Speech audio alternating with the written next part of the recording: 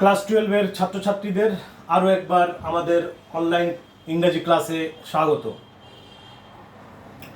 আজকে আমাদের এই ক্লাসে আমরা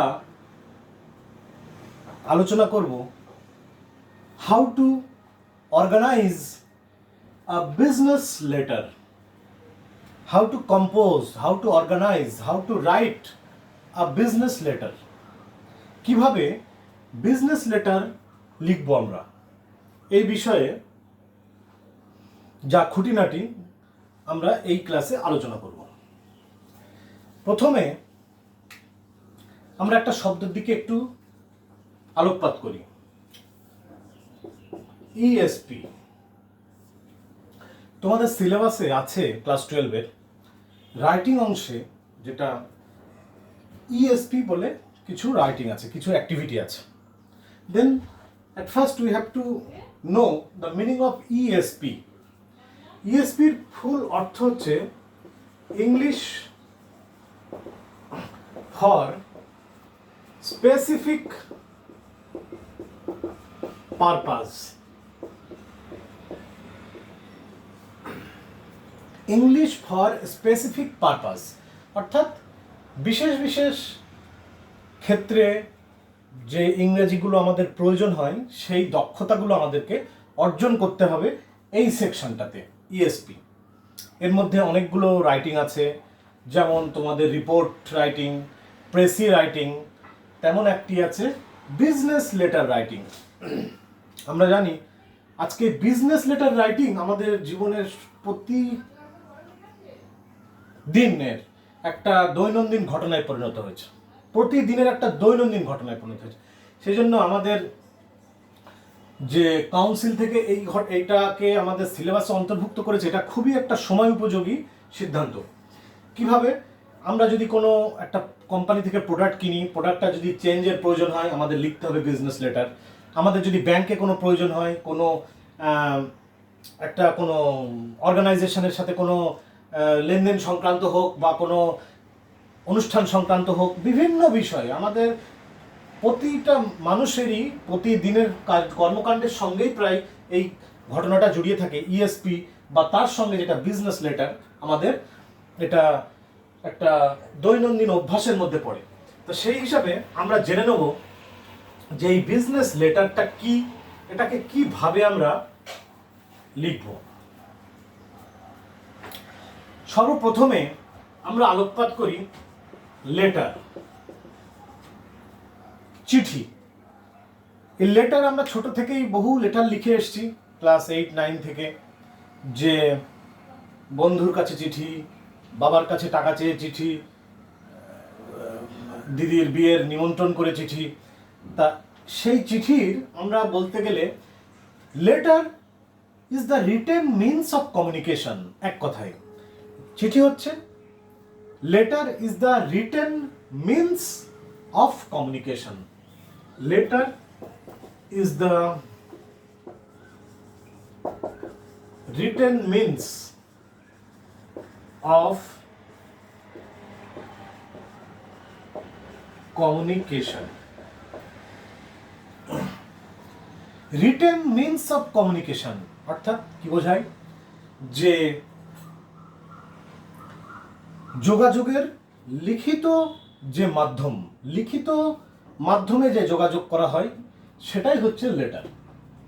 এই লেটারের যদি আমরা ইতিহাস ঘাঁটতে চাই তাহলে হয়তো বা আমরা এর সঠিক যুগটা খুঁজে পাবো না যে কোন যুগে, তবে যতদূর জানা যায় এটা প্রাচীন সভ্যতা থেকেই মানব জাতির অনেক পুরনো সঙ্গী হচ্ছে চিঠি।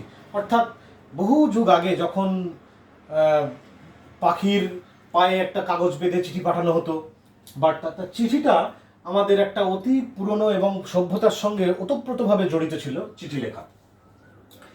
তাই চিঠিকে আমরা সাধারণত দুটো ভাগে ভাগ করতে পারবো। We can classify, or letter can be classified broadly in two sections. Broadly letter can be classified in two sections. কি কি বলা যেতে পারে? আমরা একটা বলতে পারি পার্সোনাল, আর একটা হচ্ছে ফর্মাল। পার্সোনাল চিঠি এবং formal.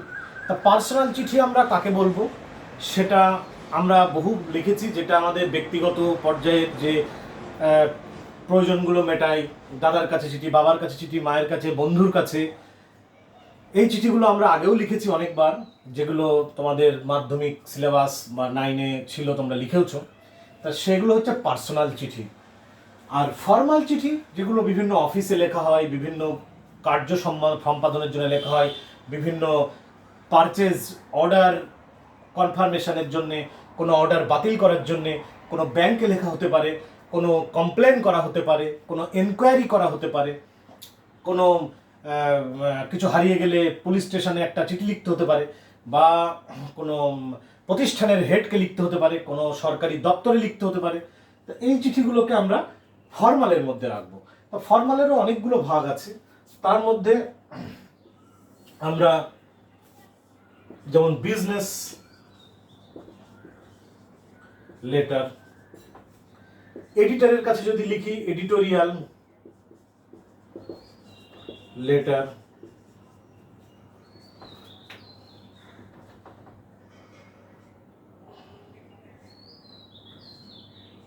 To the head of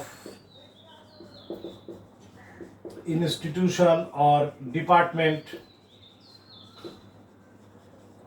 বিভিন্ন ইনস্টিটিউশন বা ডিপার্টমেন্টের হেডকে লেখা হয়। অথবা এখানে কোনো কোম্পানি বা কোনো প্রতিষ্ঠান, কোনো একটা সেই বিষয়ে কোনো পারচেজ, মানে কোটেশন টাইপের, হ্যাঁ, কোম্পানি। তা যাই হোক, যদিও বিজনেস লেটারের মধ্যেও এগুলো অনেকটাই কভার করে যায়। তা এখানে আমাদের আলোচ্য বিষয় হচ্ছে বিজনেস লেটার। আমরা ক্লাস 12-এর সিলেবাসে এটা আছে যে আমরা বিজনেস লেটার কিভাবে অর্গানাইজ করব, কিভাবে লিখব, কিভাবে কম্পোজ করব। ফলে আমাদের বর্তমান ডিসকাশন আমরা এই অংশটা নিয়ে এগোবো।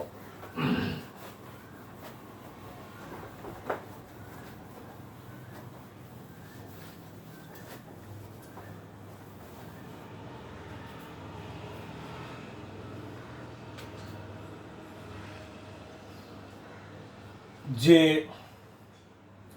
the success of any organization mainly depends on its correspondence, অর্থাৎ কোনো প্রতিষ্ঠানের সফলতা অনেক অংশ নির্ভর করে যে তার সেই প্রতিষ্ঠানের যোগাযোগটা কতটা সহজলভ্য।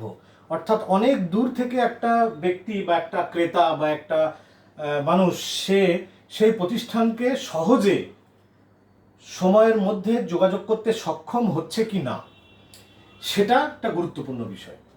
তা সেই কারণে বিজনেস লেটার আমাদের বিভিন্ন প্রতিষ্ঠানের যে সফলতা তার পেছনে একটা বড় ভূমিকা পালন করে। তা বিজনেস লেটার লেখার জন্যে কিছু নিয়ম, কিছু ফিচার্স, কিছু বৈশিষ্ট্য, কিছু আমরা দেখব। যে বৈশিষ্ট্যগুলো যদি আমরা বিজনেস লেটারে পাই, তাহলে সেই লেটারটা খুব উৎকৃষ্ট মানের হবে এবং আমাদের সময়ও অনেক বাঁচবে।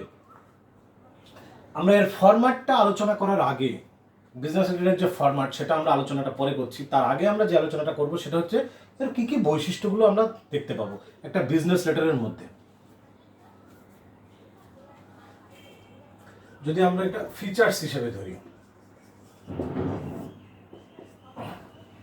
1,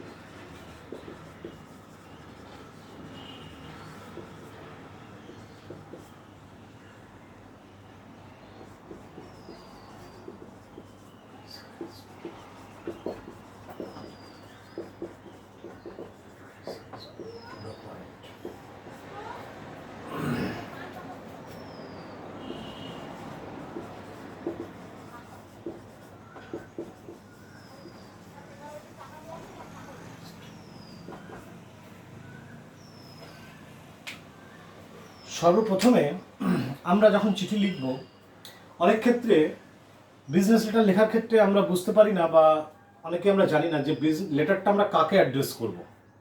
অর্থাৎ যে যে দপ্তরে পাঠাচ্ছি, যে কোম্পানিতে পাঠাচ্ছি, সেখানে সঠিক ব্যক্তিকে যেন আমরা লেটারটা অ্যাড্রেস করতে পারি।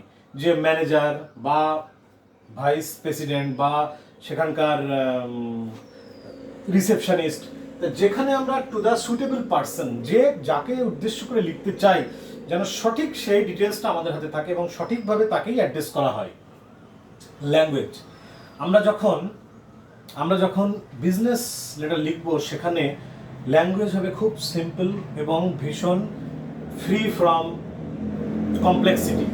ফ্রি ফ্রম কমপ্লেক্সিটি মানে এখানে ল্যাঙ্গুয়েজের সঙ্গে লিখবো সহজবোধ্য, অর্থাৎ একবার পড়লে খুব সহজ ইংরেজিতে বা সহজ ভাষায় যেন আমরা চিঠিটা লিখতে পারি, যেন কোনো কমপ্লেক্সিটি না থাকে, জটিলতা না থাকে, এবং যে অর্থটা আমি বলতে চাই সেটার মধ্যে যেন কোনো দ্বিধাদ্বন্দ্ব না থাকে। অর্থাৎ আমার ল্যাঙ্গুয়েজ চয়নটা হবে এতটাই সঠিক যেখানে আমি খুব সহজে অল্প কথার মধ্যে আমি আমার বক্তব্যটা তুলে ধরতে পারবো। Product details,